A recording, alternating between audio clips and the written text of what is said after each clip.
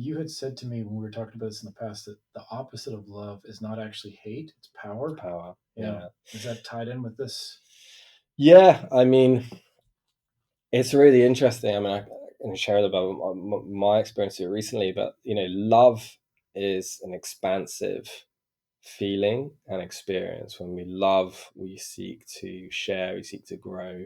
Um, and hate is not that. Hate is not the opposite. That the opposite of love is power, because power is domination and control. Mm-hmm. This is why I always say, like, if you love something, you should set it free. Mm-hmm. Um, if you hate something, you don't want to set it free, but it's the power, you want to control it. Mm-hmm. And so, you Mm-hmm. know, I don't mind sharing about this now, but I recently had, a fairly deep dive experience into some tricky childhood memories of mine, and some kind of grievances with, my mother, and some very difficult parenting experiences that my brother and I were on the receiving end of. And when I was going through this kind of regression experience, using MDMA, what I realized was, and it made it easier in a way, was that my mum's behavior towards us and some of the physical violence we experienced wasn't anything to do with like an love or an absence of love. It was to do with Power. control and Yeah. power. She was a woman that was overwhelmed by the experience of mothering two young boys on her own, didn't have much money, and she didn't have any support, any family nearby. And what would happen was we would act up to some degree, just like children would, and we would reach this point where her nervous system couldn't tolerate the level of chaos going on. Because again, she's coming from a place of her own trauma, doesn't have containment, and so as we hit a level of dysregulation, and then bam, she goes into unconsciousness, right? And the first thing you want to do is just control what is going on around you. And I realized as I was regressing through these memories of like violence that it wasn't that she didn't love us. The love was, I could feel all the love still there. That was the funny thing. It was about power, and it was about oppression, and it was about control.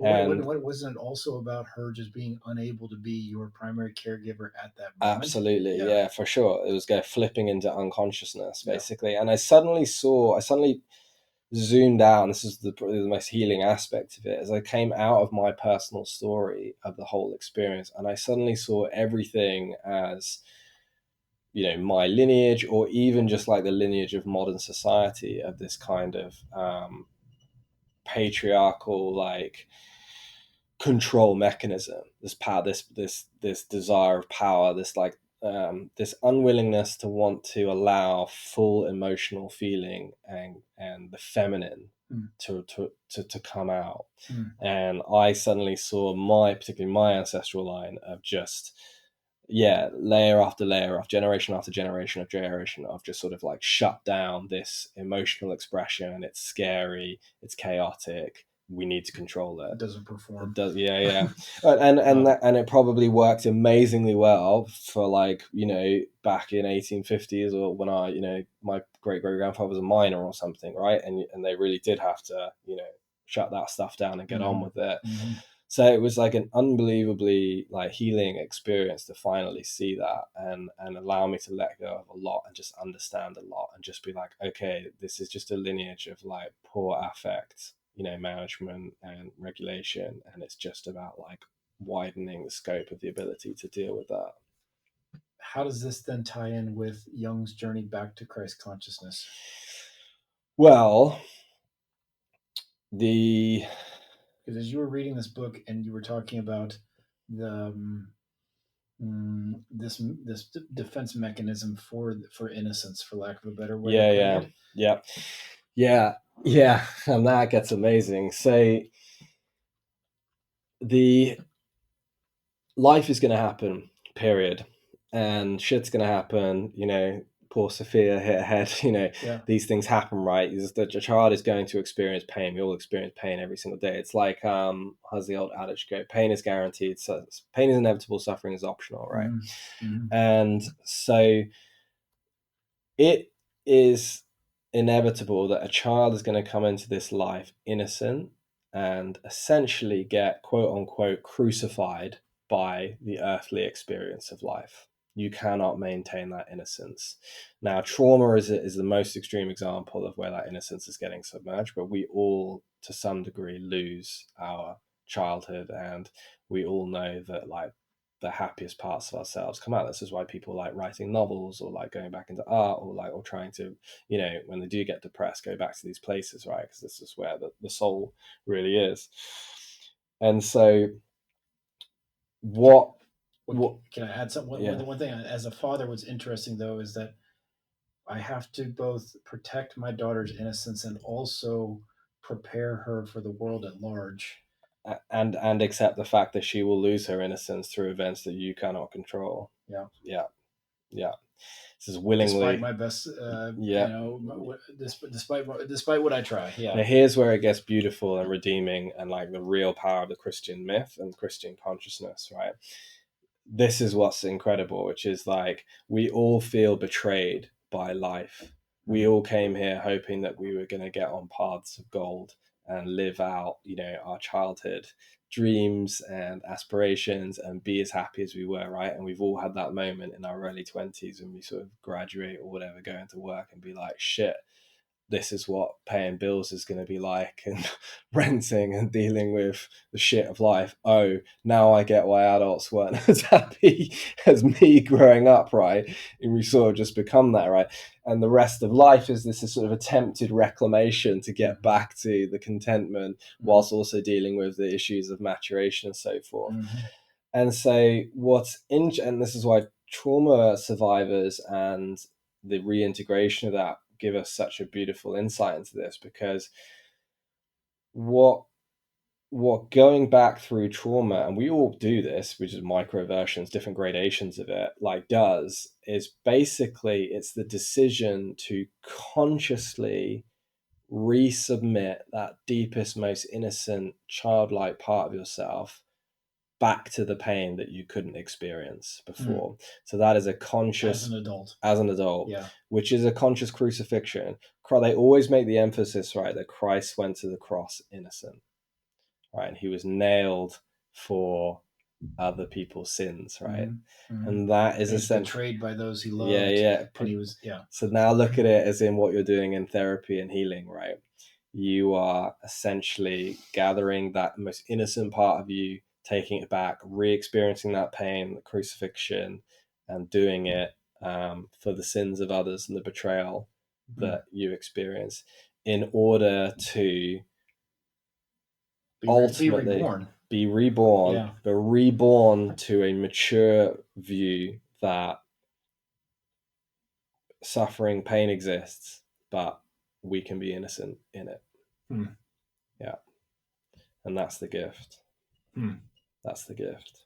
And is it that gift and that idea that Jung came back to when he looked at this and said, mm, "We now understand the trajectory that from a child to an adult that they can go through, that we would like them to go through, and the end of that trajectory really is the archetype of Christ and Christ consciousness. That like to get back there is Yeah. Now, the what he did have to say about it, yeah because he wrestled with Christianity all of his life, yeah. and he deeply wrestled with um, the one-sidedness of the Christian story. What's the one sidedness The mean? one-sidedness is that Jesus is depicted as this all light, innocent figure, which Mm-hmm. works really well for that narrative arc we just discussed there of like essentially coming back to redeem your divine, innocent Mm-hmm. child self. Mm-hmm. But what it negates, and his big thing is the shadow, and that it doesn't look at what's actually required of you to individuate and go back into, um, in order to become whole Yeah. again. And so he saw the downfall of Christianity as a religion that only emphasized the light and the innocence and the purity of Jesus and made him a savior, with while being blind to its own shadows. Which is interesting when you think about it, because a lot of the shadows of the church, just in our modern times, have all been sort of, these awful like child abuse, paedophilic things, all involving children, funnily enough, and the corruption of the innocence of children Mm. by priests and pastors and so forth. So it's very interesting to see that the shadow is even there in the divine. He almost predicted that that would happen, Mm. and I'm sure it was happening for centuries before. Of course, we just don't really know about it. And so, just There is one thing I want to add on that, because I think that there is a thread in Christianity where it is taught that you should just throw your cares on Jesus, yes, throw your concerns. yeah. It's very it's not self-referential. No, Is it? it's an abdication of personal responsibility. But the thing, it's yes, but it's the same thing with sort of New Age thought, which says that you shouldn't actually go back and amend your errors. That is also um, like you don't want to focus on the dark. Like there's like they're kind of two parts of the same coin, which is like both of them. In one, you're absolving yourself by throwing it on Jesus. The other one is you're just like basically not gonna acknowledge that there is any Yep. a wrong, or Yeah, that you yeah, have done something incorrectly. yep, And I think with both of them, that would probably be what Young gets at, which is like there is an element of action for you as an individual to integrate these things, right? yep. Yeah. Yeah, yeah. And you're not really thinking about the unconscious harm that you're doing out of your shadow as a result of these things. When I think about aspects of my past, traumatic experiences, they sort of corrupted my innocence or whatever, as you said, story, but they've also made me behave in ways that cause harm to other people, Mm-hmm. to become, sort of a bit pathological around business and Mm-hmm. just be like very cutting towards people. Mm-hmm. And so, really, that reclamation of that innocence for me is not just a recognizance of that loss of innocence, but a recognizance of the harm of the lived life that I have experienced as a result of it, and the harm that I've done, the shadow of it, that Mm-hmm. dark splintering part.